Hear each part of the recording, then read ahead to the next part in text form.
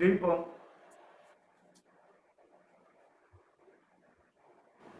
எங்களை நேசித்து வாழ்ந்துகிற சர்வ வல்லமையுள்ள பிதாவே, உம்முடைய கிருபையினாலும் இரக்கத்தினாலும் முடிசூட்டி நீர் ஆசீர்வதித்து கொடுத்த இந்த நல்ல வேலைக்காய் உமக்கு கொடான கோடி நன்றியின் தோற்றங்களை மேற்கொள்கின்றோம். அப்பா,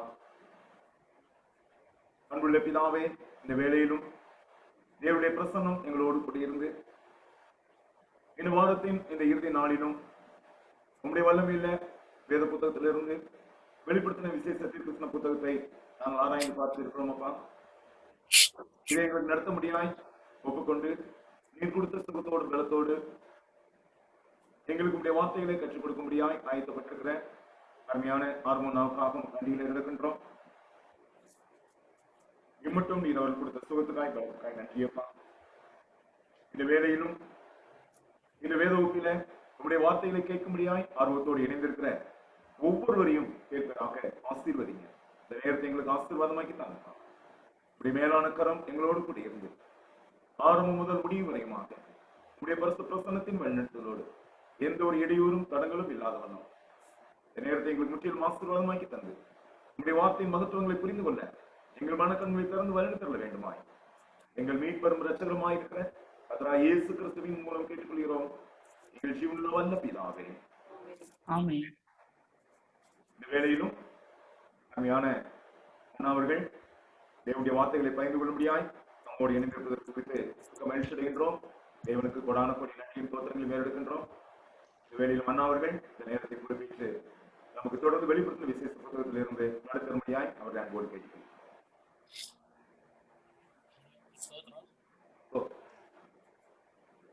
எனக்கு பிரியமான சகோதரர்களே, சகோதரிகளே, அருமையான இந்த மாலை பொழுதிலே நாம் யாவரும் மீண்டுமாக அவரால் ஆசீர்வதிக்கப்பட்டு இந்த கான்கார்ட் மூலமாக ஜூம் மூலமாக ஒரு சந்திக்க ஹெட்செட் நல்லா தெரிவிக்கான்னு பாருங்க. சவுண்ட் உள்ள போய் வருது. சவுண்ட் உள்ள போய் வருதா? ஆமா ஆமா, ரொம்ப கம்மியா கேக்குற மாதிரி. இப்ப சரியா இருக்கா? Okay okay okay okay okay. பிரியமான சகோதரர்களே, சகோதரிகள் யாவரையும் கர்த்தர் இயேசு நாமத்திலே வாழ்த்துகிறேன். யாவருக்கும் ஸ்தோத்திரம். பரலோகத்தின் தேவன் நம்ம இது மட்டுமாய் பாதுகாத்து வழிநடத்தி பலப்படுத்தி மீண்டுமாக இந்த மாலை வேளையில இந்த ஜூம் மீட்டிங் மூலமாய் நாம் ஒரு கூடி வரத்தக்கமான கிருபை செய்ததற்காக அவருக்கு நாம் நன்றிகளை சொல்கிறோம். இதற்கான எல்லா முயற்சிகளையும் எடுத்து எவ்வளவோ காரியங்களை அர்ப்பணம் பண்ணி இதை நடத்துகின்ற அருமையான சகோதரர் தாமஸ் அவர்களை பரலோகத்தின் தேவன் தாமே அமிர்தமாய் ஆசீர்வதிப்பாராக. வெளிப்படுத்தின விஷயத்திலிருந்து நாம் கடந்த முறை வசனங்கள் 5 வரைக்குமாக 2 பாடங்களாக நாம் பார்த்தோம் என்று நம்புகிறேன். இன்றைக்கு நாம் பார்க்க போகின்ற வசன பகுதி வசனம் 6 அப்படியே வருகின்ற வசனங்களை நாம் பார்ப்போம். வசனம் 5 வரைக்குமாக நாம் பார்த்ததுல முதல் 3 வசனங்களில ஒரு முகவரை போல பேசிக்கொண்டு வருகிற புஸ்தகம். வசனம் 4 எதற்காக எழுதப்பட்டது என்பதையும் சொல்லுகிறார். 7 சபைகளுக்கு எழுதி உலகத்தில் இருக்கிற எல்லா சபைகளுக்கும் இதை அறிவுறுத்த வேண்டும் என்பது ஆண்டவருடைய விருப்பம், பரிசுத்த ஆவியானவருடைய விருப்பம். அதனால் 7 சபைகளுக்கும் அனுப்பு என்று சொல்லிவிட்டு வாழ்த்து சொல்லுகிறார். கிருபையும் சமாதானமும் உங்கள் அனைவரும் கூட இருப்பதாக என்று சொல்லுகிறார். அந்த கிருபையும் சமாதானம் கொடுக்கக்கூடியவர்கள் பரலோகத்தில் இருக்கக்கூடிய பிதா, பரிசுத்த ஆவியானவர், கிறிஸ்து என்று சொல்லி நாம் பார்த்தோம். வசனம் 5 சொல்லுகின்ற பொழுது ஆண்டவராகிய இயேசு கிறிஸ்துவானவர் உண்மையுள்ள ஒரு சாட்சியாக மரித்தோடு முதற் பிறந்த பூமியின் ராஜாக்களின் அதிபதியாக இருக்கக்கூடிய அவராலே உங்களுக்கு கிருபை சமாதானம் உண்டாவதாக என்று சொல்லி பிதா, குமாரன், பரிசுத்தாய் மூவரும் உட்படுத்தி பேசுவதை வாசித்தோம். 6வது வசனத்திலே நாம் வாசிக்கிற பொழுது ஆண்டவராகிய இயேசு கிறிஸ்துதான் இந்த வெளிப்படுத்தின விசேஷம் முழுவதுமாக மையம் வைக்கிறார். எனவே இயேசு கிறிஸ்துவானவர் பல வகையிலையும் சொல்லப்படுகிறார். யூதா கோத்திரத்து சிங்கம், ஆட்டுக்குட்டியானவர், கர்த்தர், குமாரனா இயேசு, அதிபதி, பூமியின் ராஜாக்களுக்கு அதிபதி, கர்த்தாதி கர்த்தர். கேக்குதா? ஓகே.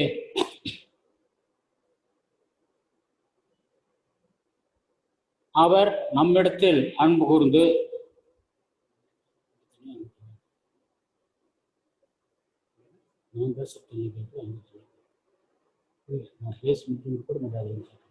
வேற யாரும் அன்மியூட்ல இருக்காங்க. சரி, இப்ப பேசுங்க.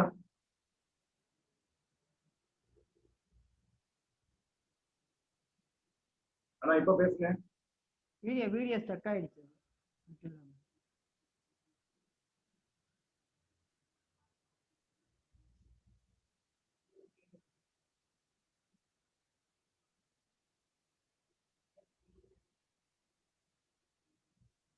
ஆனா உங்க சவுண்ட் கேட்கல. அது மியூட்ல அன்மியூட் பண்ணுங்க. அது ப்ராப்ளம். அவர் மொபைல்ல அந்த சிக்னல் பிரச்சனை போகுது. லேக் ஆகி நிக்குது. வீடியோ லேக் ஆகி நிக்குது. இல்ல மியூட் ஆயிடுச்சுனா? ஆமா. அன்மியூட்ல தான் இருக்காரு. பட் ஆனா அவர் வீடியோ ஏதோ ப்ராப்ளம்.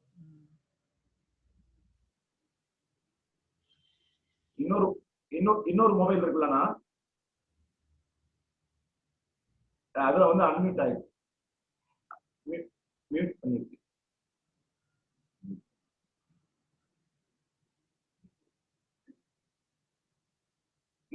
இல்லண்ணா.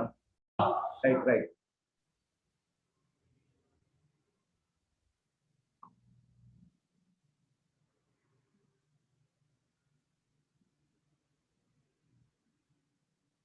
ஆனா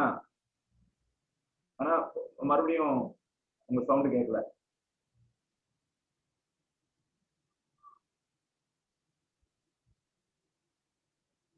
நீங்க போன்ல பேசுறது கேக்குது. முதல்ல இன்னொரு மொபைல் வந்து அது காணாம போயிடுங்க. டைரக்டா பேசுமா? இப்ப கேக்குதுங்களா? ப்ளேனா இருக்குண்ணா. சரி, தெளிவா கேக்குது. Right, okay. அப்படியே பேசுங்க. ஆனா அப்படியே பேசுங்க. இப்ப பேசுங்களா? பிரதர் கேக்குதுங்களா? கேக்குதுண்ணா. நல்லா கேக்குது. ஓகே. வசனம் 6 நாம் இன்றைக்கு தியானிக்க வைக்கின்றோம். ஏற்படுகின்ற டிஸ்டர்பன்ஸ்க்காக வருந்துகிறேன். 6வது வசனத்திலிருந்து கர்த்தர் பேசிக்கொண்டு வரும் பொழுது யோவானுக்கு எழுதிய சொன்னதுல நம்மிடத்தில் அன்பு கூர்ந்து தமது ரத்தத்தினாலே நம்முடைய பாவங்கள நம்மை கழுவி தம்முடைய பிதாவாகிய தேவனுக்காக நம்மை ராஜாக்களும் ஆசாரியமாக்கின அவருக்கு மகிமையும் வல்லமையும் என்றென்றைக்கும் உண்டாயிருப்பதாக ஆமென் என்று சொல்லுகிறார். 5வது வசனத்திலே கிருபையும் சமாதானம் சொல்லிவிட்டு பின்பு 6வது வசனத்துக்கு வருகிற பொழுது ஆண்டவராய் இயேசு கிறிஸ்துவானவர் எந்த வகையில நம்மை, ஆண்டவருடைய பிள்ளைகளாகிய நம்மை விசேஷமாக முதல் நூற்றாண்டு கிறிஸ்தவர்களை மேன்மைப்படுத்தி இருக்கிறார் என்பதை சொல்லுகிறார். ஆண்டவராய் இயேசு கிறிஸ்துவினுடைய அன்பு விலையேறப்பட்ட ஒரு அன்பு. அவர் அந்த விலையேறப்பட்ட அன்பை தம்முடைய பிள்ளையின் மீது பொழிந்தார். அதனால்தான் தம்மையே ஒப்பு கொடுத்தார். ஒப்பு கொடுப்பதை மிக பெருமையாக கருதினார். அதில் பிரியப்பட்டார், சந்தோஷப்பட்டார். நான் மறுப்பதன் மூலமாக இவ்வளவு பெரிய கூட்டத்தை நான் பார்ப்பேன் என்று சந்தோஷப்பட்டார். எல்லாவற்றையும் அதற்காகவே அவர் சகித்துக் கொண்டிருந்தார் என்று சொல்லி எபிரேயர் 12ஆம் அதிகாரம் 3வது வசனத்தில் நாம் வாசிக்கிறோம். ஆக ஆண்டவராய் இயேசு கிறிஸ்துவானவர் நம்மிடத்திலே அன்பு கூர்ந்து முதல் நூற்றாண்டு கிறிஸ்தவன் மீதும் அன்பு கூர்ந்து தமது ரத்தத்தினாலே நம்முடைய பாவங்களை நம்மை கழுவி நம்முடைய பிதாவாகிய தேவனுக்காக நம்மை ராஜாக்களும் ஆசாரியமாக்கின அவருக்கு மகிமை வல்லமையும் என்றென்றைக்கும் உண்டாக ஆமென் என்று சொல்கிறார். முதல்ல நமக்கு வாழ்த்துக்களை சொல்லுகிறார். கிருபையும் சமாதானம் உண்டாவதாக. 2வதாக ஆண்டவராகிய இயேசு கிறிஸ்துவை மகிமைப்படுத்தும்படியாக அவருக்கே மகிமையும் வல்லமையும் உண்டாயிருப்பதாக நம்மை என்னவாக அவர் மாற்றி இருக்கிறார். மிக முக்கியத்துவம் வாய்ந்த 2 பொறுப்புகளை கொடுத்திருக்கிறார் கிறிஸ்தவ பிள்ளைகளுக்கு. முதலாவது பொறுப்பு என்ன முடிக்கும்னால் தேவனுக்கு முன்பாக நம்மை ராஜாக்கள் ஆக்கியிருக்கிறார். இந்த ராஜாக்கள் என்று சொல்லக்கூடியது பொம்மை ராஜாவல்ல. இந்த ராஜா என்று சொல்லக்கூடியது ஏதோ மேடையிலே தோன்றி நடிக்கின்ற ராஜாவல்ல. இந்த ராஜா என்பது உண்மையாகவே உலகத்தை ஆளுகின்ற ராஜ பதவி நமக்கு கொடுக்கப்பட்டிருக்கிறது. நாம் ராஜாக்கள், நாம் அவரோட கூட பாடுபட்டால் அவரோட கூட ஆளுகம் செய்வோம் என்று சொல்லி தீமத்தை பவுல் எழுதுகிறார். ஆகவே குவாலிஃபிகேஷன், ராஜாவாக இருப்பதற்குரிய குவாலிஃபிகேஷன், முதல் குவாலிஃபிகேஷன், அவரோட கூட பாடுபட்டால் நாம் ராஜாக்களாக அவரோடு கூட ஆளுகை செய்வோம். அப்ப அவரோடு கூட ஆளுகை செய்ய வேண்டும் என்று சொன்னால் அதற்குரிய மனப்பக்குவம் நமக்குள்ளாக இருக்க வேண்டும். அப்படிப்பட்ட மனப்பக்குவம் இல்லாமல் நாம் ராஜாக்களாக மட்டும் மாற்றப்பட வேண்டும் என்று எதிர்பார்க்க முடியாது. பாடுபடவும், கஷ்டப்படவும், உத்தரப்படவும், எப்படிப்பட்ட சூழ்நிலை வந்தாலும் அவருடைய சத்தியத்தை விட்டு விலகாதமையான உறுதியான தன்மையாகவும், உலகத்து மக்கள் செய்கிற பாவங்கள் எல்லாவற்றையும் பார்த்து முகத்தை சுழித்துக் கொண்டு திரும்பி வரக்கூடியதாக இந்த பக்கமாய் ஒதுங்கி வரக்கூடியவராக இருப்போமானால் இப்படிப்பட்ட வாழ்க்கை, நாம் அர்ப்பணித்த வாழ்க்கை, தியாகம் பண்ண வாழ்க்கை, ராஜாவுக்குரிய அந்தஸ்தை பெற்றுக் கொண்ட வாழ்க்கை. இதமாகிய தியானம் கொண்டுதான் நம்மை அவர் ராஜாக்கள் ஆக்கினார். அதே போல பரலோகத்தின் தியானம் கொண்டுதாக அவருக்கு தியானம் முன்பாக பரலோகத்தின் ராஜாவாக இருக்கக்கூடிய நம்மை பரலோகத்துக்குரிய ஆசாரியர்களாகவும் மாற்றி இருக்கிறார் என்று இதைத்தான் பேதுரு சொல்லும் பொழுது 1 Péதர் 2 அதிகாரம் 9வது வசனத்துல அப்போஸ்தலனாகிய பேதுரு ரட்சிக்கப்பட்ட மக்களை பார்த்து கொள்கின்ற அருமையான சில வாசங்களை நாம் இங்கே வாசிக்கிறோம். அப்படி வாசிக்கிற பொழுது அதில் அவர் சொல்லுகின்ற வார்த்தை என்னன்னு சொன்னால், ராஜரீகமான ஆசாரிய கூட்டம் நாம் என்று சொல்லுகிறார். ராஜரீகமான ஆசாரிய கூட்டம். நம்முடைய ஆசாரிய தன்மையானது இன்றைக்கு உலகத்திலே வாழுகிற அனைத்து கிறிஸ்தவர்களும், அனைத்து கிறிஸ்தவர்களும், ஆண்டவருடைய சபைக்குள்ளாக இருக்கிற அனைத்து கிறிஸ்தவர்களும் ராஜாக்களாக இருக்கிறார்கள், ஆசாரியர்களாகவும் இருக்கிறார்கள். பழைய ஏற்பாட்டில் தேவாலயத்திலே பணிபுரிந்தவர் மட்டும்தான் ஆசாரியர்களும் ராஜாக்கள் தனியாக நியமிக்கப்பட்டு ராஜாக்களாகவும் இருந்தார்கள். புதிய ஏற்பாட்டுக்கு வரும் பொழுது அவருடைய ராஜ்யமாகிய சபையில நாம் ராஜாக்களாகவும் இருக்கிறோம், ஆசாரியர்களாகவும் இருக்கிறோம். எந்த வகையில? ஆச்சரியமான ஆசாரிய கூட்டம். ஒரே கருத்தாக சொல்லிவிட்டார். கிறிஸ்துவ பிள்ளைகளாக நாம் ஒரே கருத்தாக ஆசாரியர்களாக இருந்து கொண்டே ராஜாக்களாக இருக்கிறோம், ராஜாக்களாக இருந்து கொண்டே ஆசாரியர்களாக இருக்கிறோம் என்று சொல்லுவார். அன்றைக்கு ஆவிக்குரிய காரியங்களுக்கு ஆசாரியர்கள் முக்கியத்துவம் பெற்றவர்கள். அவருடைய ஆலோசனை சங்கத்துக்கு தலைமை வகிக்கக்கூடியவர் ஆசாரியர். அந்த பிரதான ஆசாரியன் ராஜாவை போல மதித்தார்கள். அந்த பிரதான ஆசாரியனுடைய ஆடைகள் எல்லாம் அந்த ராஜாக்களை போன்ற ஆடைகளாக காணப்படும். அந்த பிரதான ஆசாரியன் சொன்னால் சரி என்ற முடிவுக்கு மக்கள் வருவார்கள். அந்த அளவுக்கு ஆசாரியனுக்கு மரியாதை கொடுக்கப்பட்டிருந்தது. நம்முடைய ஆண்டவராகிய இயேசு கிறிஸ்து பிரதான ஆசாரியராக இருக்கிறார். நாம் ஆசாரியர்களாக பணிபுரிந்து கொண்டிருக்கிறோம். அவருடைய ராஜரீகத்தின் கீழாக நாம் பணிபுரிகின்றபடியினால ராஜரீக ஆசாரிய கூட்டமாக இருக்கிறோம். இந்த காரியமானது இங்கே புதிய ஏற்பாட்டிலே சொல்வது மாத்திரமல்ல, இதை பழைய ஏற்பாட்டிலேயே தீர்க்கதரிசனமாக சொல்லப்பட்டதை வாசிக்கிறோம். சகரியா எழுதின புஸ்தகம் 6வது அதிகாரம் வசனம் 9, 10 ஆகிய 2 வசனங்களை நாம் வாசிப்போமானால், சகரியா எழுதின புஸ்தகம் 6வது அதிகாரம் வசனங்கள் 9, 10 ஆகிய 2 வசனங்களில, பின்பு கர்த்தருடைய வார்த்தை எனக்கு உண்டாகி, அவர் சிறையிருப்பின் மனுஷராகிய எல்தாயும் தொபியாவும் யெதாயாவும் பாபிலோனிலிருந்து வந்திருக்கும் அந்நாளிலே நீ போய் செப்பனியாவின் குமாரனாகிய யோசியாவின் வீட்டுக்கு பிரவேசித்து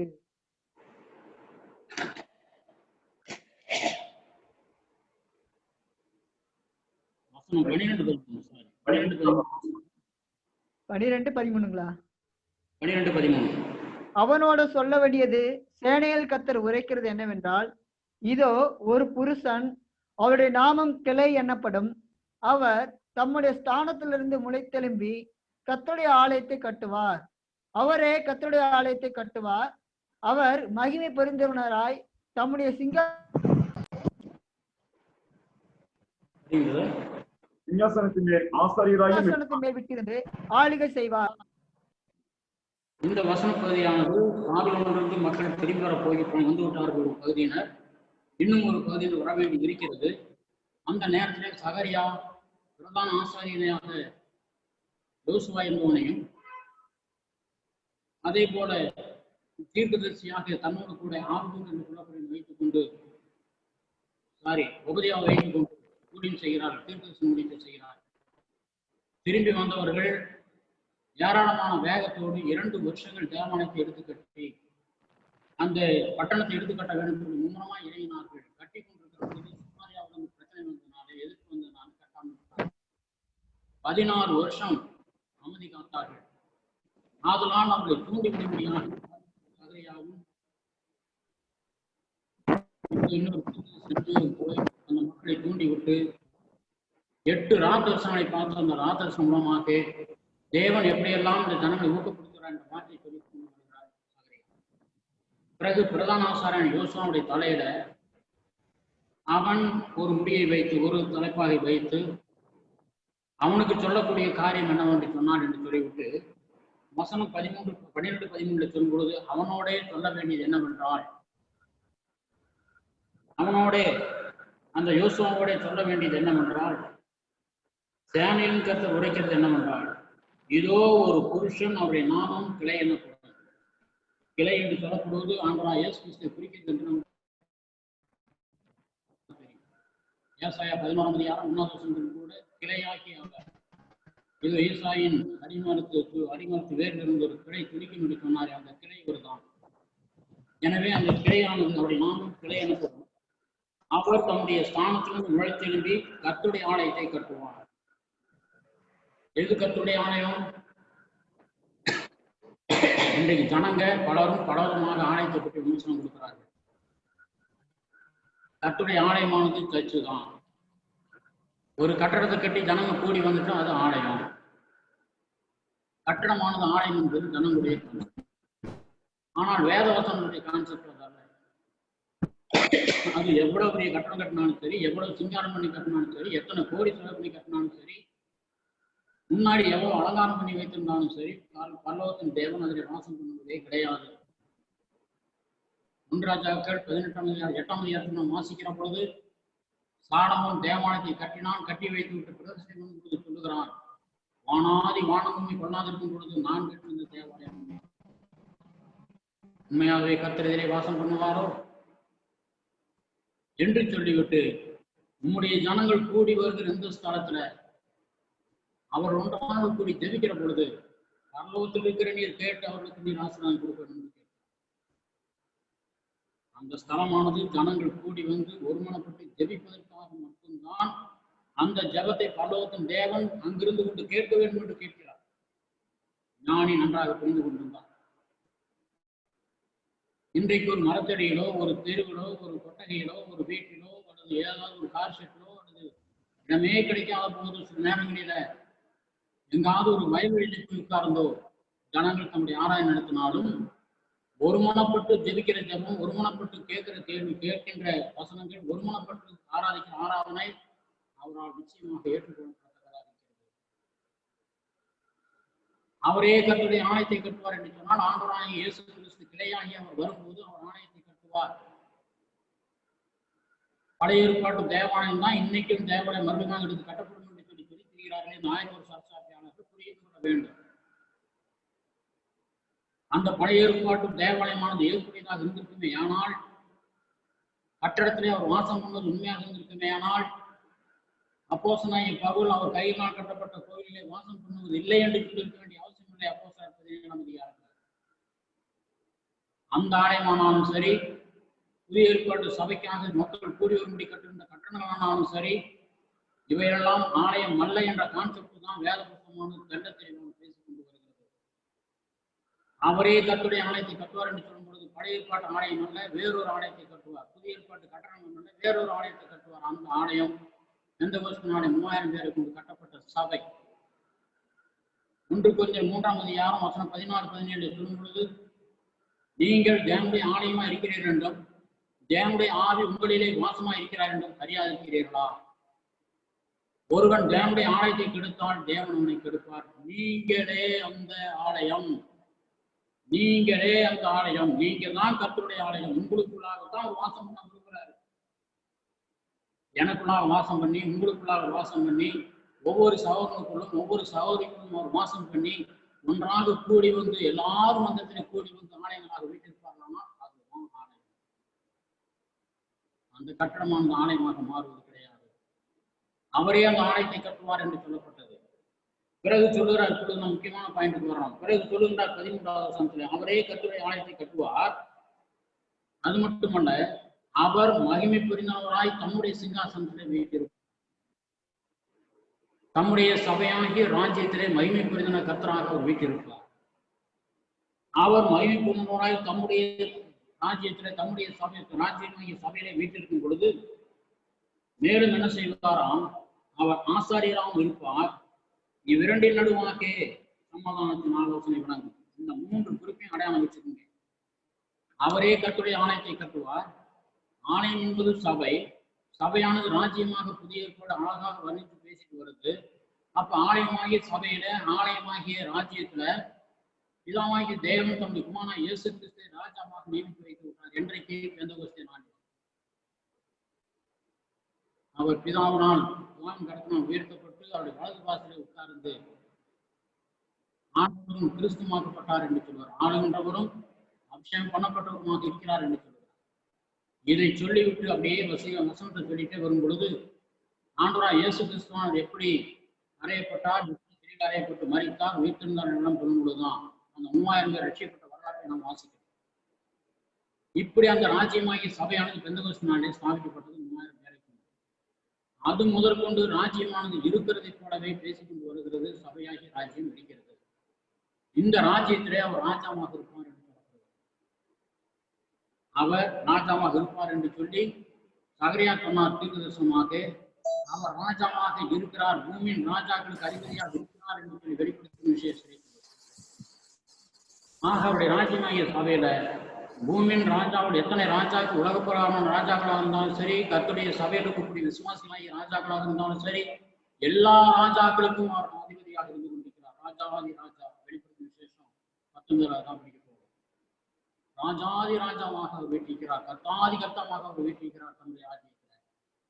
இப்படி அவர் வீட்டிருக்கிறபடினால இப்பொழுது அவர் ராஜாவாக இருக்கிறார் என்பதை இதை மட்டும் வைத்து புரிந்து கொள்ள முடியுமா, ஏற்றுக்கொள்ள முடியுமா, உறுதிப்படுத்தி விட முடியுமா என்று நாம் கேட்போமானால், அடுத்த வார்த்தையில அவர் தம்முடைய ராஜ்யத்திலே ஆலயத்திலே ராஜாவாக இருப்பதோடு ஆலயத்திலே ஆசாரியனாக இருப்பார். எபிரேயர் 4ஆம் அதிகாரம் வசனங்கள் 15, 14, 13, 14 எல்லாம் சொல்லும் பொழுது வரிசையாக 3 வசனங்களை சொல்லிக்கொண்டு வரும் பொழுது எந்த விதமான பாவம் செய்யாத பிரதான ஆசாரியரே நமக்கு இருக்கிறபடினால் எந்த விதமான பாவம் அவருக்கு இல்லை. நம்மை போல எல்லாருக்கும் பாடுபட்ட பிரதான ஆசாரியர் அவர். அந்த பிரதான ஆசிரியர் நமக்கு இருக்கிறபடினால என்று எழுதியிருக்கிறார். எனவே தம்முடைய சபையாகிய ராஜ்யத்தில் பிரதான ஆசாரியராக இருக்கிறார். நம்முடைய ராஜ்யமாகிய சபையில அவர் ராஜாவாகவும் இருக்கிறார். இரண்டையும் ஒன்றாக அவர் செயல்படுவார். அதற்கு ஒரு அடையாளம், இரண்டும் ஒன்றாகத்தான் செயல்படுதுங்கிறதுக்கு ராஜாவாகவும் இருக்கிறார், ஆசாரியனாகவும் இருக்கிறார். இந்த 2 பதவிகளுக்கு இடையில சமாதானத்தின் ஆலோசனை இதுக்குள்ளாக நீங்க பிரவேசிக்கணும்னு சொன்னா, ராஜ்யத்துக்குள்ளாகவோ சபைக்குள்ளாகவோ சபையாகிய ராஜ்யத்தில் பிரவேசிக்க வேண்டும் என்று சொன்னால், நீங்களும் ராஜாக்களாக ஆசாரியனாக இருக்க வேண்டும் என்று சொன்னால், அவர் கொடுக்கிற ஒரே ஒரு ஆலோசனை சமாதானத்தின் ஆலோசனை. அது அந்த சமாதானத்தின் ஆலோசனை நமக்கு கொடுக்கப்படுகிறது. அந்த சமாதானத்தின் ஆலோசனை என்ன? ரோமர் 10ஆம் அதிகாரத்துல சுவிசேஷம் நற்செய்தியே சமாதானத்தை நற்செய்தியாய் பிரசித்தினுடைய காரியங்கள் எவ்வளவு அழகானவை என்று சொல்லுகிறார். சமாதானத்தை சுவிசேஷமாய் அறிவிக்கக்கூடிய பாதங்கள் எவ்வளவு அழகானவை என்று சொல்லுகிறார். ஆக சமாதானத்தை நாம் கூறுகிறோம் என்று சொன்னால், அந்த சமாதானமாகிய சுவிசேஷத்தை சமாதானத்தை சுவிசேஷமாய் அறிவிக்கிறவர்கள் என்று சொல்லும் பொழுது பிரசங்கம் என்கிற சுவிசேஷங்கள், ஆண்டவராகிய இயேசு கிறிஸ்துவின் மரணம் மற்றும் உயிர்த்தெழுதலாகிய சுவிசேஷங்கள் நாம் பிரசங்கிக்கிற பொழுது நாம் அழகான கால்களுடையவராக இருக்கிறோம் என்று சொல்லி வர்ணிக்கிறார். அப்ப எப்பொழுது சுவிசேஷம் பிரசங்கிக்கப்படுகிறது? பெந்தெகோஸ்தே நாள் துவக்கம் இந்த நாள் வரைக்கும், ஆண்டவராகிய இயேசு கிறிஸ்து வருகின்ற காலம் வரைக்கும் நாம் அந்த சுவிசேஷனாலே போதிக்கப்பட்டு வரப்போகிறோம். சுவிசேஷனாலே நமக்கு ஆலோசனை கொடுக்கப்பட்டு வருகிறது. மாத்திரமல்ல, சுவிசேஷனால் நமக்கு ஆலோசனை கொடுக்கப்பட்டு வரும் பொழுது அதே நேரத்தில் அவர் ராஜாவாக இருப்பார், அதே நேரத்தில் அவர் ஆசாரியனாக இருப்பார். இந்த 2 பதவிகள் மத்தியிலே சமாதானமாக உண்டாகும். இப்படி இரண்டுமே சமாதானமாக சொல்லப்படுகின்ற காரணத்தினால், சமாதானத்தின் நடுவே வரக்கூடிய காரியங்கள் என்று சொல்லுகின்றபடினால, நம்முடைய ஆண்டவரான இயேசு கிறிஸ்துவானவர் இப்பொழுது ராஜாதி ராஜாவாக, கர்த்தாதி கர்த்தாவாக, பிரதான ஆசாரியனாக இப்பொழுது இருக்கிறார் என்ற காரியமானது சகரியாவால் முன்னுரைக்கப்பட்டது நிறைவேறி நடந்து கொண்டிருக்கிறது. மக்களோ தேவாலயத்தை இனிமேல் கட்டித்தான் அவர் பிரதானாசாரியராக வருவார். ராஜ்யத்தை இனிமேல் ஸ்தாபித்துத்தான் அவர் 1000 ஒரு சரசாட்சிய ராஜாவாக வைத்திருப்பார் என்றெல்லாம் தங்களுடைய விருப்பத்துக்கு போய்க் கொண்டிருக்கிற மக்களை நாம் என்ன சொல்வது? தெளிவாக இந்த வசனமாக நமக்கு சொல்லப்பட்டதை நாம் வாசிக்கிறோம். மீண்டுமாக வெளிப்படுத்தின விசேஷத்துக்கு வருகின்றோம். வெளிப்படுத்தின விசேஷம் 1ஆம் அதிகாரம் 6ஆம் வசனத்துல, இப்பொழுது இந்த வசனமானது உங்களுக்கு நன்றாக புரியும் என்று நான் நம்புகிறேன். நம்மில் அன்பு கூர்ந்து தமது இரத்தத்தினாலே நம்முடைய பாவங்களால் நம்மை கழுவி நம்மை தம்முடைய பிதாவாகி தியானம் கொள்வதாக ராஜாக்களும் ஆசாரியமாக்கின அவருக்கு மகிமையும் வல்லமையும் என்றென்றைக்கும் உண்டாயிருப்பதாக. ஆமென் என்று சொல்லுவார். அவருடைய இரத்தத்தினாலே நம்மை கழுவினார், நம்மை ஆசாரியமாக்கினார், நம்மை ராஜாக்களாக்கினார். ராஜரீகமான ஆசாரிய கூட்டமாக நாம் இருக்கிறோம். நமக்கு மேலாக இருக்கிற ராஜாக்களுக்கு அதிபதியாக அவர் இருக்கிறார். பிரதான ஆசாரியாக அவர் இருந்து கொண்டிருக்கிறார். எல்லாம் ஒரே நேரத்தில் நடந்து கொண்டிருக்கிறது அவருடைய ராஜ்யத்துல. ஆண்டவராகிய இயேசு கிறிஸ்து இப்படியாக அறிமுகப்படுத்துகிறார் யோவான். ஏன்னு சொன்னா இந்த முழு புஸ்தகத்தையும் எழுதுவது, இந்த முழு புஸ்தகத்திற்கும் போதிப்பது, கற்றுக் கொடுப்பது, எழுத வைப்பது, எல்லா காரியங்களும் ஏற்றுக்கொண்டவர் ஆண்டவராகிய இயேசு கிறிஸ்து. விதமாக தேவனாலே ஒப்புக் கொடுக்கப்பட்டு அவரிடத்தில் பெற்றுக்கொண்ட ஆண்டவராகிய இயேசு கிறிஸ்து யோவானுக்கு வெளிப்படுத்தி யோவான் எழுதி 7 சபைகளுக்கு அனுப்ப வேண்டியதாக இருந்ததுனால இயேசு கிறிஸ்து எப்படியாக அவர் அறிமுகப்படுத்துகிறார். அடுத்து சொல்லுகிறார், இதோ மேலுன்னை வருகிறார், கண்கள் யாவும் அவரை காணும், அவரை குத்தினவர்களும் அவரை காண்பார்கள், பூமியின் கோத்திரத்தார் எல்லாரும் அவரை பார்த்து புலம்புவார்கள். அப்படியே ஆகும். ஆமேன் என்று சொல்லுகிறார். இது ஒரு சிறிய பாடலாக மூலபாஷையில எழுதப்பட்டிருக்கிறது. இந்த 2 வசனங்கள் நம்மிடத்தில் அன்பு கூர்ந்து இந்த ஆரம்பத்திலிருந்து இந்த 7ஆவது வசனத்தின் முடிவு வரைக்கும் ஆமேன் ஆமேன் என்று சொல்லி வருகிற 2 வசனங்களும் ஒரு பாடல் வடிவத்தில் கிரேக்க மொழியிலே எழுதப்பட்டிருக்கு. அந்த பாடலில் 2வது பகுதியாக குறிப்பிடுகின்ற காரியம் என்ன சொன்னால், இதோ மேலுன்னை வருகிறார். இந்த மேலுன்னை வருகிறார் என்று சொல்கின்ற வார்த்தையானது 2ஆம் வருகையை மட்டும்தான் குறிக்கணும் என்று அர்த்தம் இல்லை. பழைய ஏற்பாட்டில் மேகங்கள் பல இடங்களிலே பயன்படுத்தப்பட்டிருக்கிறது. மேகங்களோட கூட ஒரு வருகின்ற வேகத்தை குறித்து பேசுகிறது. மேகத்திலே வந்து ஜனங்களை தண்டிக்கிற வார்த்தையானது சொல்லப்படுகிறது. மேகத்திலே பலவிதமான காரியங்கள் எடுத்து சொல்லப்பட்டிருக்கிறது. எலியா எடுத்துக்கொள்ளப்பட்டது மேகத்தில் அக்னிரதம் வருகிறது, மேகத்தில் எடுத்துக்கொள்ளப்படுகிறார். ஆக மேகம் என்று சொல்லும் பொழுது தேவனுடைய மகிமை வெளிப்படுத்தக்கூடியதான் சில இடங்களில் இருந்திருக்கிறது. இங்கே சொல்லுகிற பொழுது புதிய ஏற்பாட்டு சபையாகி ஆரம்பப்பட்ட சபை அங்கத்தினர்கள் சொல்லும் பொழுது இந்த வார்த்தையை சொல்கிறார், மேகமனை வருகிறார் என்று சொன்னால் வேகமாக வருகிறார் என்று. நீங்க பயப்பட வேண்டாம். ரோம் அரசாங்கமானது, டொமிஷன் ஆட்சியானது உங்களுக்கு உத்தரவுகளை கொடுக்கும். அவர் தீவிரித்து வருவார் மேகங்களில. அவர் தீவிரித்து வருவார் என்று சொல்லும்படியாக இந்த வார்த்தை பயன்படுத்தப்பட்டது. இதை வந்து அடிப்படை கருத்தாக மனதிலே பதித்துக் கொள்ளுங்கள். 2ஆம் வருகைக்கு ஒப்பிடலாம், ஆனால் இது 2ஆம் வருகையை குறிப்பதல்ல. ஆண்டவராகிய இயேசு கிறிஸ்துவினுடைய வேகம் அந்த ஜனங்களை பணிந்திருக்கும்படியாக, அந்த ஜனங்களை சத்துருக்களை முறியடிக்கும்படியாக வருகின்ற வேகத்தை குறிக்கும்படியாக மேகமனை வருகிறார். அதோடு கூட அந்த வசனத்தை வாசித்தோம்னா, இதோ மேகமனை வருகிறார், கண்கள் யாவும் அவரை காணும், அவரை குத்தினவர்களும் காண்பார்கள், பூமியின் கோத்திரத்தார் யாவரும் அவரை கண்டு பார்த்து புலம்புவார்கள். இந்த 3 அடையாளங்கள் பாருங்கள். மேகமனை வருகிறார் என்று சொன்னால் 2ஆம் வருகையை குறிக்கிறது என்று நாம் பேசுகிறோம். ஆனால் உண்மைக்கு மேகமனை வருகின்ற அந்த காட்சி இந்த இடத்துல 2ஆம் வருகையை குறிப்பதல்ல. அவர் வேகமாய் வருவதை குறிக்கக்கூடிய விஷயம் என்று நாம் பார்ப்போம். அப்பொழுது என்ன ஆகுமா, பூமியில் இருக்கிற எல்லா கண்களும் அவரை காணும். அவர் வேகமாக வந்து தம்முடைய காரியங்கள் மாற்றிக்கிற பொழுது பூமியில் இருக்கிற கண்கள் யாவும் அவரை பார்க்கும். அவரை குத்தினவர்களும் பார்ப்பார்கள். யார் குத்தினவர்கள்? ஆண்டவராகிய இயேசு கிறிஸ்து மரித்து விட்டாரா, உயிரோடிக்கிறாரா என்று பார்க்கும்படியாக அவர் இஸ்ராயேலர்களை குத்தினார்களே, அவர்களும் அவரை பார்ப்பார்கள் என்று சொன்னால் அதனுடைய அர்த்தம் அவங்க இன்னைக்கு வரைக்கும் உயிரோடு பார்த்துட்டு இருப்பாங்கிற அர்த்தத்தில் அல்ல. அவரை குத்தினவர்கள் கொண்டாடும்படியாக யாரெல்லாம் ஊக்கமளித்தார்களோ அவர்களும் இப்பொழுது இல்லை. ஆனால் அவரை குத்தினவரும் காண்பார் என்று சொல்லக்கூடிய அர்த்தம், அவரோடு சேர்ந்த மக்கள் கூட்டம், அந்த யூத கூட்டம், அந்த ரோமாசானுடைய கூட்டம், அவரை குத்தினவர்களும் அவரை காண்பார்கள். உலகத்து கண்கள் யாவும் அவரை காணும். இந்த கிபி 96 யாரெல்லாம் உயிரோடு இருந்தார்களோ அவர்கள் காண்பார்கள். காணாதவர்களும் அவருடைய சந்ததியார்கள் அவரை காண்பியாக செய்திருப்பார். பூமியில் இருக்கிற ஜனங்கள் யாரும் அவரை பார்த்து புலம்புவார்கள் என்று சொல்கிறார். இது ஆண்டவராகிய இயேசு கிறிஸ்து 2ஆம் வருகையிலே வருகின்ற காட்சி சொல்லுகிறது என்று சொன்னால் அது எப்படி பொருந்தக்கூடியதாக இருக்கும்? கொஞ்சம் பாருங்க அந்த வசனத்தை மறுபடியும். இதோ மேகங்கள் வருகிறார், அது வரைக்கும் ஓகே, மேகங்கள் வர்றார் 2ஆம் வருகை. கண்கள் யாரும் அவரை காணும், அதுவும் ஒரு வகையில நம்ம ஏற்றுக்கொள்ளலாம். உலகத்தில் இருக்கிற எல்லாருமே அதை பார்ப்பாங்க.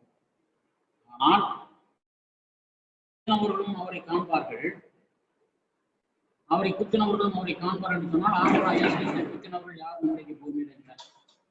ஒருவேளை அந்த 96 எழுதும் போது ஒரு சிலர் இருந்திருக்கலாம். பூமியின் கோத்திருக்கார் எல்லாரும் அவரை கண்டு புலம்பார்கள் சொன்னால் கிறிஸ்துவ 2ஆம் நேரத்தில் புலம்பி கொண்டிருக்கலாம். நேரம் கிடையாது. எவ்வளவு நேரம்? கண்ணமைக்கும் பொழுதுக்குள்ளாக, கண்ணை மூடி திறப்பதற்குள்ளாக எல்லாம் முடிஞ்சு போயிடும். உலகமும் இல்லை, உலகத்தினுடைய பொருள்களும் இல்லை, மனுஷனும் இல்லை, மனுஷனுடைய சரீரமும் இல்லை, எல்லாமே ஆத்மாக்களாக மாறி போய்விடும். அப்படி இருக்கும் பொழுது பூமியின் கோத்திருக்கார் எந்த கோத்திருக்கார் 2ஆவது. அதனால் இது 2ஆம் வருகை குறிக்கூடியது அல்ல என்பதை நாம் ஸ்ட்ராங்காக புரிந்து கொள்ள வேண்டும். இதை ஒப்பிட்டு சொல்லலாம், ஆண்டவராகிய கிறிஸ்துவின் வரி ஒப்பிட்டு சொல்லலாம், அது தப்பு கிடையாது. ஆனால் இது நேரடியாக அவருடைய வரியை குறிப்பிடக்கூடிய வார்த்தையே அல்ல. அப்போஸ்தலர் நடவடிக்கைகள் 1ஆம் அதிகாரத்துல வசனம் 9-11 சொல்லுகின்ற பொழுது அங்கே ஆண்டவராகிய இயேசு கிறிஸ்துவானவர் தாம் பிரிந்து போன போது அவரோடு கூட இருந்த 11 அப்போஸ்தலரும் வானத்தை அண்ணாந்து பார்த்து கொண்டிருக்கிறார். அப்படி அண்ணாந்து பார்த்து கொண்டிருக்கும் பொழுது வெண்வஸ்திரம் தரித்திருந்த 2 தூதர்கள் வந்து இங்கே நின்று, கலிலேயராகிய மனுஷரே, நீங்கள் ஏன் வானத்தை அண்ணாந்து பார்த்து கொண்டிருக்கிறீர்கள்? உங்களிடத்திலிருந்து எடுத்துக்கொள்ளப்பட்ட அந்த இயேசுவானவர் எப்படி பரலோகத்துக்கு ஏறி போனாரோ அப்படியே வருவார், திரும்ப வருவார் என்று சொன்னார். ஆண்டவராகிய இயேசு கிறிஸ்துவானவர் பரலோகத்துக்கு எடுத்துக்கொள்ளப்பட்டது எப்படி? அப்படிதான் மறுபடியும் வருவார். எங்கே எடுத்துக்கொள்ளப்பட்டாரோ அங்கே வருவார் என்று சொல்லவில்லை. நாயனோர் சரசாட்சியாளர்கள் ஒளிமலைக்கு வருவார், ஒளிமலையில கால்களை வைப்பார் என்றெல்லாம் குரலை கிடைத்துக் கொண்டிருக்கிறார்கள். ஒளிமலைக்கு தான் அவர் வருவார் என்று என்ற மாற்றம் கிடையாது. சகரியா 12ஆம் அதிகாரத்தில் சிலர் சுட்டிக்காட்டுகிறார்கள். அதுவும் தவறான போதனை தான். அவர் ஒளிமலைக்கு வரப்போவது கிடையாது. நேயத்திலே வருவார் என்பது உண்மை. ஆனால் எந்த இடத்திலே வருவார் என்று சொல்லவில்லை. எங்கிருந்து போனாரோ அங்கே வருவார் என்று சொல்லவில்லை. எப்படி எடுத்துக்கொள்ளப்பட்டாரோ அப்படியே வருவார். எப்படி எடுத்துக்கொள்ளப்பட்டார்? மேகத்தில். எப்படி வருவார்? மேகத்தில். 2ஆம் வருகையின் போது மேகத்தில் வருவது உண்மைதான். ஆனால் இந்த வசனம் வெளிப்படுத்தும் விசேஷம் 1ஆம் அதிகாரம் வசனம் 7 பேசுகின்ற மேகத்திலே வருவார் என்ற காட்சி 2ஆம் வருகையை போல் தோற்றம் அளித்தாலும் அது 2ஆம் வருகையை குறிப்பிட்டு பேசக்கூடிய விஷயம் அல்ல. மத்திய எழுதின சுவிசேஷம் 24ஆம் அதிகாரத்தை அப்படிதான் 2ஆம் வருகை. ஆனால் முதல் 33 வசனங்கள் மட்டும்தான் எஸ்எம்டி அறிவை பற்றி பேசுகிறது. 35 வசனங்களுக்கு பிற்பாடு 2ஆம் வருகை பற்றி பேசுகிறது. மத்திய எழுதின சுவிசேஷம் 2ஆம் வருகை முழு அதிகாரமும் கிறிஸ்துவின் 2ஆம் வருகை பற்றி பேசுவது கிடையாது. இப்படி அநேக வசனங்களிலே நாம் தெளிவடைய வேண்டியதாக இருக்கிறோம். அதனால் இந்த வசனமானது 2ஆம் வருகை அவர் கொடுக்க போகிற ஆய்க்கின தீர்ப்பு, சத்துக்குழு கொடுக்க போகிற ஆய்க்கின தீர்ப்பு அவ்வளவு விரைவாக வரும், வேகமாக வரும் என்பதை சுட்டிக்காட்டுகிறார். இந்த வார்த்தையை சொல்லிவிட்டு மீண்டுமாக பரலோகத்தின் தேவனுக்கு அவர் மகிமையை சொல்லும்படியாக இந்த வார்த்தையை சொல்லுகிறார். 4ஆம் வசனத்துக்கும் 8ஆம் வசனத்துக்கும் வித்தியாசத்தை கண்டுபிடிங்க. இருக்கிறவரும் இருந்தவரும் வருகிறவரும் ஆகிய கர்த்தர் நான் அல்பாவும் ஒமேகாவும் ஆதியும் அந்தமாய் இருக்கிறேன் என்று திருவிழம் பெற்றுள்ளார். இருக்கிறவர் பிதாமாகிய தேவன், இருந்தவர் பிதாமாகிய தேவன், வருகிறவர் பிதாமாகிய தேவன். எந்த விதத்துல? ஏற்கனவே சொன்ன ஏசாயா 19ஆம் அதிகாரம் 1ஆவது வசனத்துல ஆண்டவராகிய இயேசு பிதாமாகிய தேவன் ஆக்கினை தீர்ப்பை செலுத்தும்படி சில நாடுகள் மீது வந்தார்.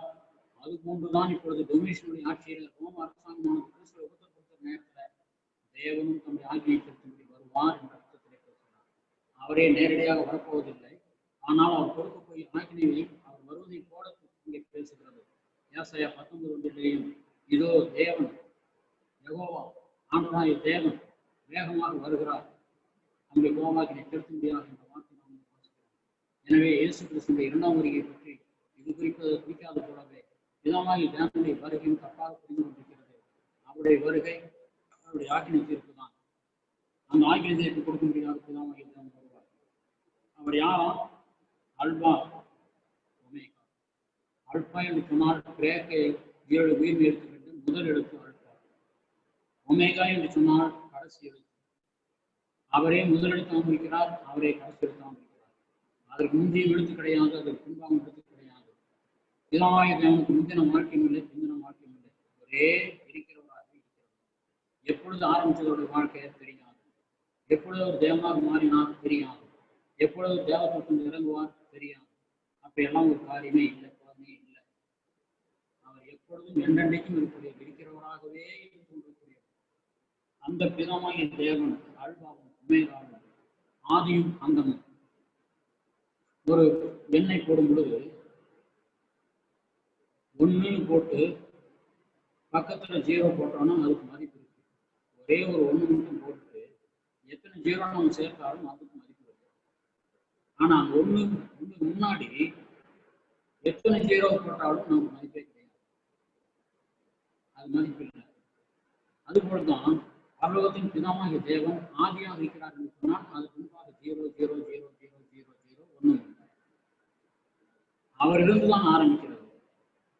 அவரை முடிக்கக்கூடியவராக முடிக்கிறார். அதனால் இந்த 2 வசனம் 8 மற்றும் 4 மற்றும் 8 பிதாவாகிய தேவனுடைய நித்தியத்தை குறித்து பேசுகிற வசனங்கள்.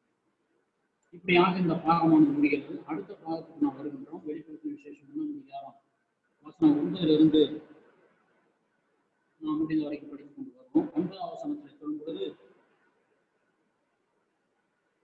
சில பின்னணியை நாம் படித்து விட்டு பிறகு அதை கடந்து சொல்லுவோம். ஒரு வயசான மனுஷன் இப்படியெல்லாம் நரைத்து பல்லாடுகின்ற வயசுல ஒரு பயங்கரமான தீவில போய் வைக்கப்பட்டிருக்கிறார். அந்த தீவுக்கு பெயர் பத்மம். அந்த கடற்கரையானது நாம் பார்க்கிற மெரினா பீச்சை போன்ற ஒரு கடற்கரை அல்ல.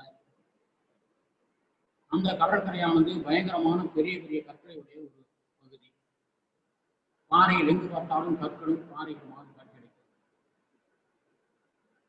ஜனசஞ்சாரம் என்பதே அங்கு கிடையாது. பயங்கரமான காற்று எப்பொழுதும் வீசிக்கொண்டே இருக்கும். காற்றினுடைய சத்தம் காது பறிக்கிற அளவுக்கு போயிட்டே இருக்கும்.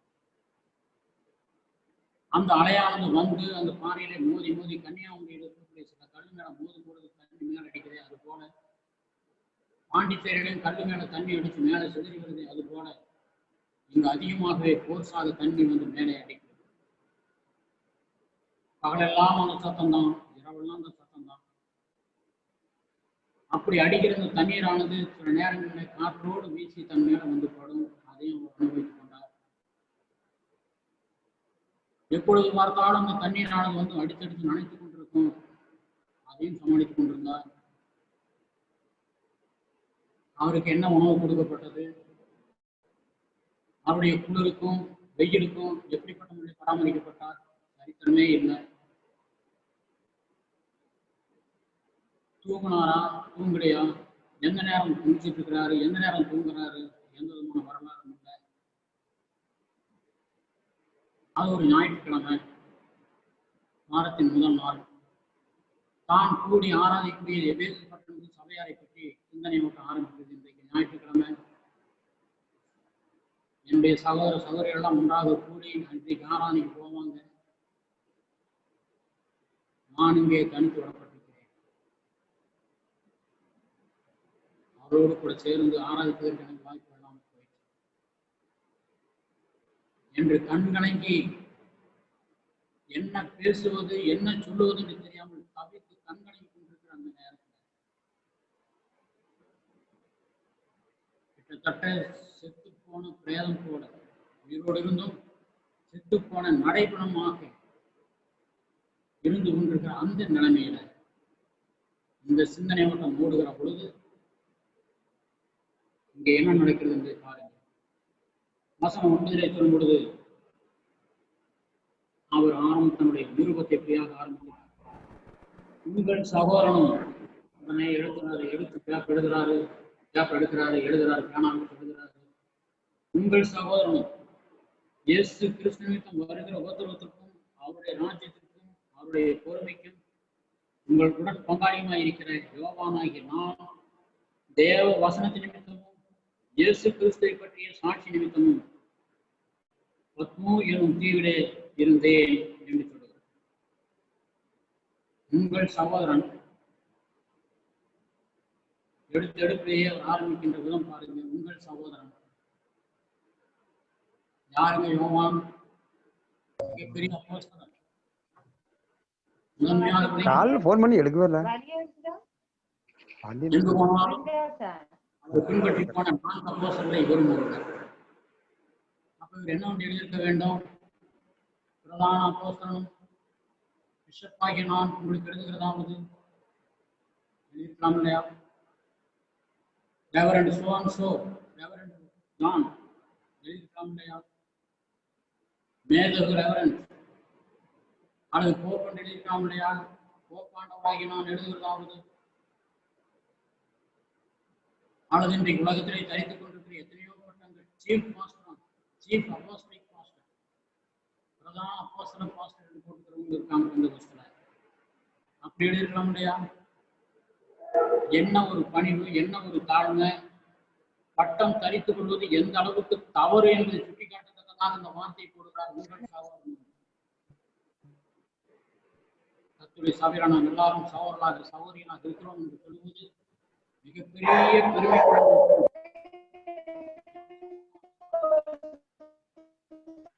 நாம் சகோதரிகளாக இருக்கிறபடினால யோவானும் அதை குறிப்பிட்டு கூறுகிறேன்.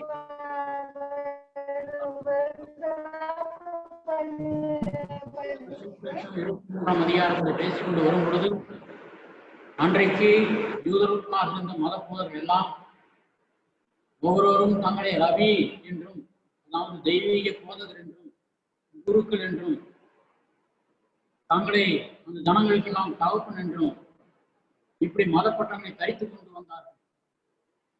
இப்படி மதப்பட்டங்களை தரித்துக் கொண்டு வந்த காரணத்தினால் மட்டுமல்ல, அவர் போட்டுக் கொள்கின்ற அங்கி துணியிலிருந்து அவர் விருந்துகளிலே கலந்து கொள்கின்ற முறை வரைக்கும், அவர்கள் சந்தை பகுதியிலே போய் தங்களுடைய பெருமையை காட்டும்படியாக செல்கிற பொழுது அவர்கள் ஜெபிக்கிற விதங்களும், அவர்கள் ஜனங்களுக்குள்ளாக வந்தனம் வந்தனம் வந்தனம் வந்தனம் என்று சொல்லி எல்லாருக்கும் வந்தனம் பெற்றுக் கொள்ளக்கூடிய, வணக்கம் பெற்றுக் கொள்ளக்கூடிய, அப்படி எல்லாரும் முன்படத்தக்கதான வகையில் நடந்து கொள்வதும், இவை எல்லாமே அந்த யூத மதத்தால் அன்றைக்கு நடத்திக் கொண்டிருந்தார்கள்.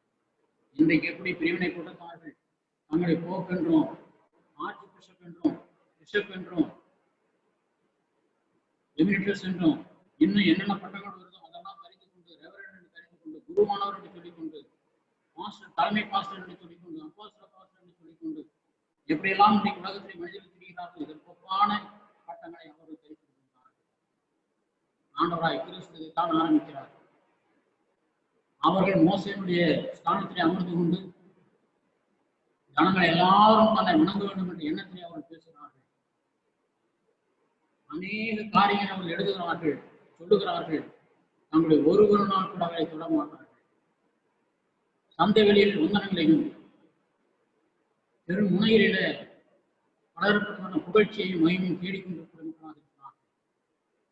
தெருக்களில் நின்று ஜெயிப்பதன் மூலமாக தங்களை பெரிய மனிதர்களாக காட்டிக்கொள்ள முற்படுகிறார்கள். இப்படிப்பட்டவர்களாக இருக்கிறபடினால அவர்கள் தங்களை தனித்து காட்டும்படியாக, இந்த வார்த்தை நம்ம நல்லா கவனிக்கணும். அது யாரா இருந்தாலும் சரி, தங்களை தனித்து காட்டும்படியான ட்ரெஸ் அணிந்து கொள்கிறார்கள். வழக்கமா அந்த பக்கத்து மக்கள் அணிகின்ற ஆடையானது ஒரு அங்கியாக இருக்கும். அந்த அங்கியானது முழங்கால கீழே ஒரு 4 இன்ச்சு 5 இன்ச்சு அதற்கு கீழே அங்கி போடுகின்றவர் யாராக இருப்பான்னு சொன்னா, ராஜாக்களாக நியமனம் பெற்றவர்கள், அபிஷேகம் பெற்றவர்கள், ஆசாரியர்களாக அபிஷேகம் பெற்றவர்கள், அவர்களோடு கூட தீர்க்கதரிசிகளும் அபிஷேகம் பெற்றவர்கள், அப்படிப்பட்ட அங்கிகளை கூட அனுமதிக்கப்பட்டார்கள். அந்த அங்கிகளை இன்றைக்கு மக்கள் என்ன செய்யறாங்க? நமக்கு அதுக்கு சம்பந்தமே இல்லை. வேஷ்டி கட்டுறது தான் இன்றைக்கு நமக்கு இருக்கிற துணி, நமக்கு இருக்கிற ட்ரெஸ். அதை விட்டுட்டு ட்ரெஸ் வித்தியாசமான ட்ரெஸ் போட்டுக்கிட்டு தங்களுடைய அங்கிகளை நீளமா போட்டு இடுப்புல வேகமா நடப்பதற்கு தடையாக இருக்கிறது என்று சொல்லி தங்களுடைய இடுப்பிலை கச்சேரி கட்டுக் கொள்வார்கள். இன்றைக்கு பட்டம் தரித்துக் கொள்கின்ற நபர்கள் தங்களை பட்டம் தரித்துக் கொள்கின்ற பொழுது மாத்திரமல்ல, வெளியிலே போகிற பொழுதெல்லாம் அங்கே போட்டுக் கொள்ளும் பொழுது ரொம்ப தூரத்திலிருந்து பார்த்தா கூட தெரியற மாதிரி பட்டையா சிவப்புலையோ கருப்புலையோ கட்டி கொள்கிறார், பச்சையிலையோ கட்டி கொள்கிறார். நம்முடைய 5க்கு மேல ஏன் அந்த ட்ரெஸ் வந்தது, ஏன் இந்த பெல்ட்டை கட்டினாங்க யாருக்கும் தெரியாது.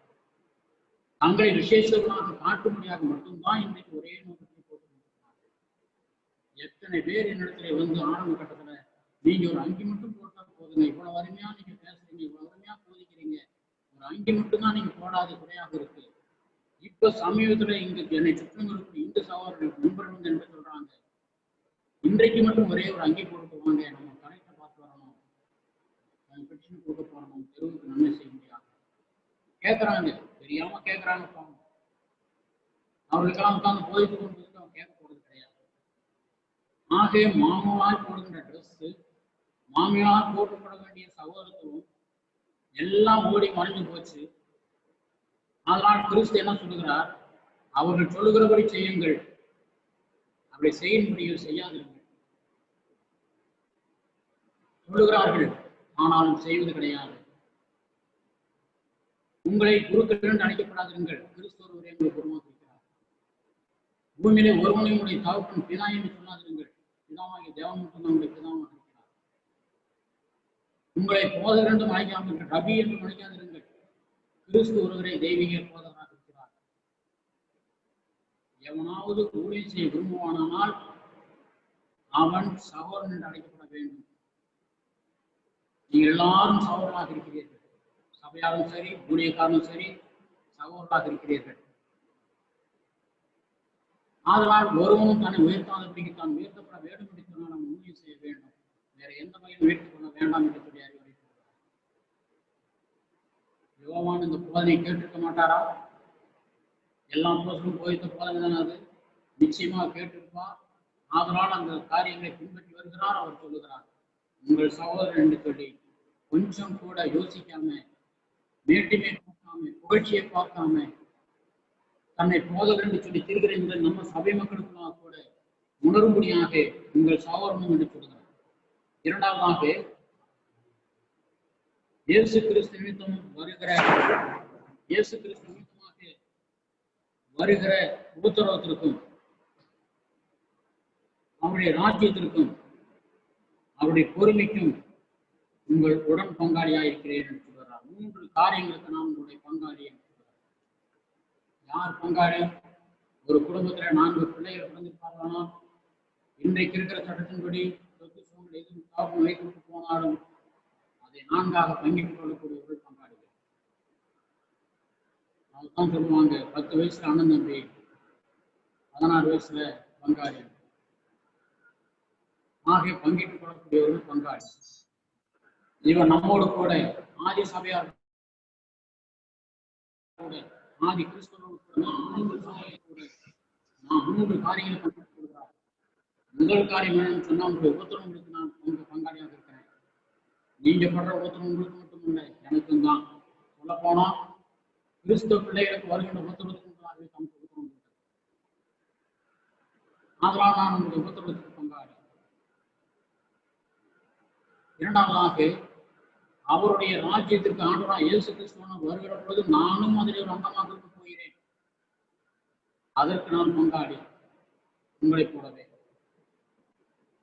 மூன்றாவதாக, உங்களுடைய பொறுமைக்கும் நான் பங்காளி. நீங்க எந்த அளவுக்கு சகித்தன்மையோடு போறீங்களோ, எந்த அளவுக்கு என்ன உத்தரவு வந்தாலும் அவரை மறந்து விடாமல் நீங்க தொடர்ந்து அவரை பார்த்து கொண்டிருக்கிறீர்களோ, எவ்வளவாய் பொறுமையோடு நீண்ட பொறுமையோடு சகித்துக் கொண்டிருக்கிறீர்களோ, அந்த பொறுமைக்கும் நான் பங்காளி. இந்த 3 காரியங்களுக்கு நான் பங்காளியாக இருக்கிறேன். உங்கள் சகோதரனும் உங்களோடு கூட பிறந்த உலக பிரகாரமான சகோதரனை உங்களோடு பிறந்த சகோதரனும்,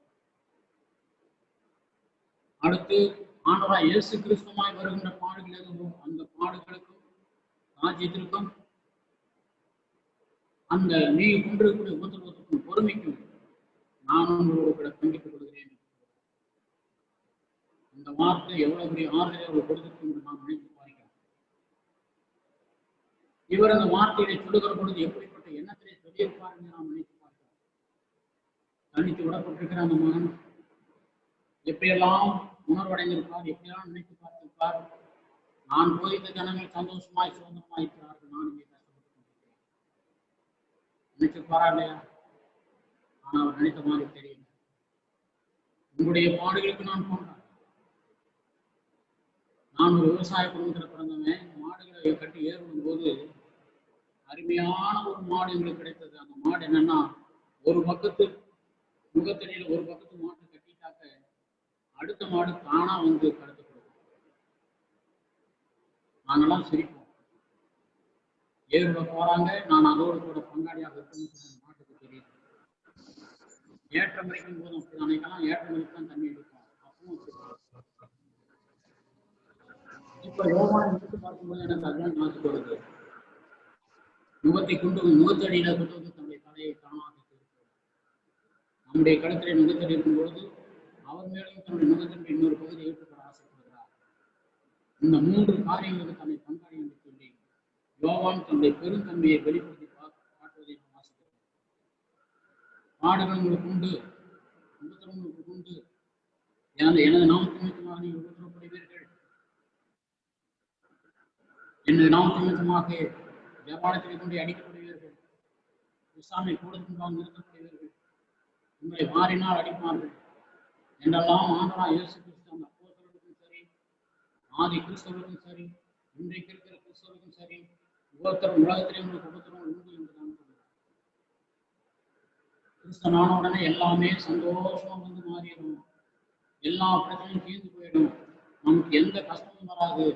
எப்பொழுதும் மகிழ்ச்சி தான், எப்பொழுதும் சந்தோஷம்தான், ஆசீர்வாதம் தான், கண்கலங்காத வாழ்க்கை தான். இவையெல்லாம் நாம் வாழப் போகிறோம் என்று சொல்லி இன்றைக்கு வாக்குறுதியை அள்ளி வீசக்கூடிய மக்களை நாம் பார்க்கின்றோம்.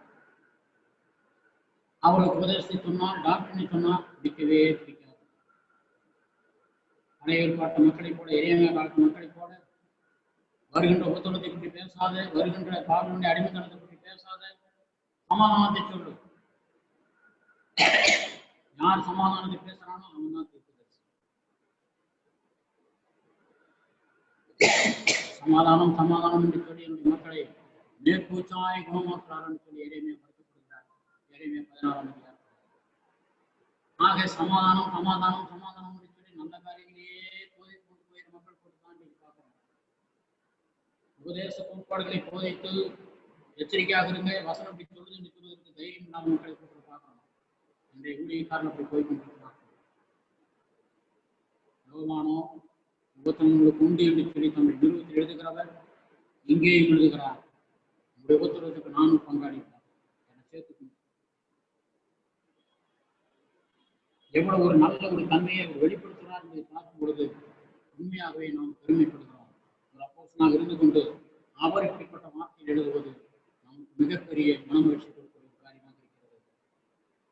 இந்த வார்த்தையை சொல்லி 2 காரியங்கள் முக்கியமாக தாம் பத்மதீவிர சிறை வைக்கப்பட்டிருக்கிறதாக சொல்கிறார். கர்த்தர் அடுத்த வார்த்தை என்ன என்பதை நாம் பார்ப்போம். இப்பொழுது நாம் பார்த்த காரியங்களை நன்றாக ஞாபகத்தை வைத்துக் கொள்ளுங்கள். நம்முடைய ஆண்டவராகிய இயேசு கிறிஸ்துவானவர் நம்மை ராஜாக்களும் ஆசாரியமாக ராஜரீகமான ஆசாரியமாக மாற்றியிருக்கிறார். அவர் வருவார், தேவனுடைய பிள்ளைகள் மீது தம்முடைய ஆக்கினை செலுத்துவார். வேகமாக வருவார், மேகத்திலே வருவார். எல்லாரும் அவரை கண்டு புலம்புவார்கள். 1000 பருவத்தின் ஆண்டவர் வந்து நமக்காக அவரோடு யுத்தம் பண்ணுவார். மாறாத தியானம் நாம் கேட்கிறபடினால யோவானை போல பத்மதீவுக்கு போய் கஷ்டப்பட்ட போதிலும் அவர் நமக்கு ஆறுதலாக சொல்கிறார், நாம் கூட நாம் இப்படிப்பட்ட ஆசீர்வாதமான வாக்குத்தத்தங்கள் ஆண்டவர் நமக்கு வைத்திருக்கிறார். அடுத்த வார்த்தை தொடர்ந்து நாம் வாசிப்போம். பரலோகத்தின் தேவன் தாமே இந்த ஸ்டடியில் நம்மளுக்கு இருந்து வழிநடத்துவாராக. ஒவ்வொருவருக்கும் அநேகமாக இது பிரயோஜனமாக இருந்திருக்கும் என்று நான் நம்புகிறேன். எதுவும் நீங்கள் சொல்ல விருப்பப்பட்டால் தயவுசெய்து என்னுடைய போனுக்கு போன் பண்ணி தாராளமாக தெரியப்படுத்துங்கள். ஏதாவது குறை இருந்தாலும் தெரியப்படுத்துங்கள். நிறைவான ஒரு பாடத்தை நாம் கற்றுக்கொள்ள ஆசைப்படுகிறோம். பரலோகத்தின் தேவன் தாமே அனைவரோடும் கூட எப்பொழுதும் இருப்பார்கள். ஆமென்.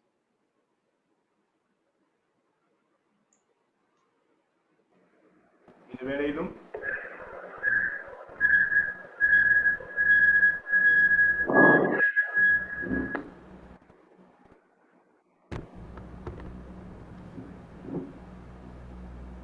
நம்மோடு கர்த்தருடைய வார்த்தைகளை பகிர்ந்து கொண்ட அருமையான அண்ணாவுக்காக பிதாவாகி தேவனுக்கு நாம் கோடான கோடி நன்றிகளையும் கோத்திரங்களையும் ஏறெடுக்கின்றோம். கர்த்தர் சித்தமானால் வருகின்ற நாட்களிலும் நாம் தொடர்ந்து தேவனுடைய வாக்கியங்களை நாம் கற்றுக்கொள்ளும்படியாய் தேவன் நமக்கு கிருபை பாராட்டுவாராக. இந்த வேளையிலும் நாம் இந்த வேத வகுப்பின் இறுதிக்குள்ளாக நாம் கடந்து செல்ல இருக்கின்றோம். நம் மத்தியில் இருக்கிற அருமையான சகோதரர் சிவச்சந்திரன் அவர்கள் நமக்கு ஜெபித்து முடிவு கொண்டு வரும்படியாய் அன்போடு கேட்கிறேன்.